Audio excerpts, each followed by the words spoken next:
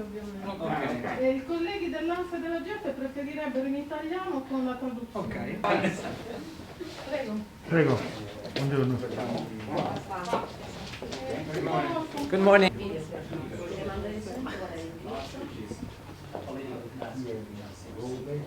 What we see on the ground is that, of course, this is a war which has certainly had massive impact on the armed forces of all sides and has had increasing impact on civilian populations. It's very difficult to do an assessment at the present moment because our teams on the front lines have to protect themselves, are very often in shelters, have had limited capacities to go outside because of the war, and therefore a full assessment is not possible. But certainly hundreds have been wounded, have been detained, have eventually died in the attacks, and in order to get a fuller view, we need to have a ceasefire and we need to be able to go to the field, and I hope we can do that as soon as possible.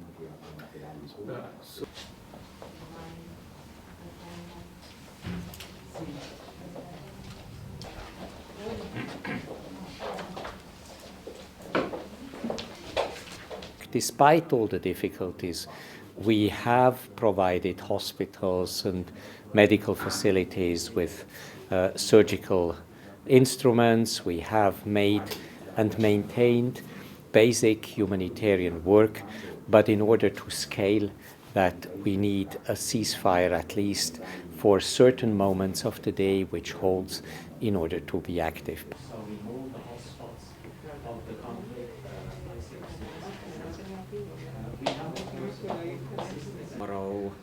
Which includes the Deputy Minister of Defense.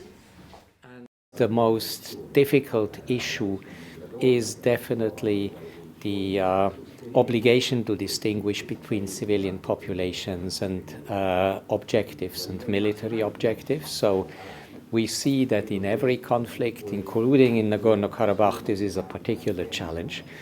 We see that there is an obligation under international humanitarian law to facilitate the work of humanitarian organizations so that they can also assist the wounded in the field.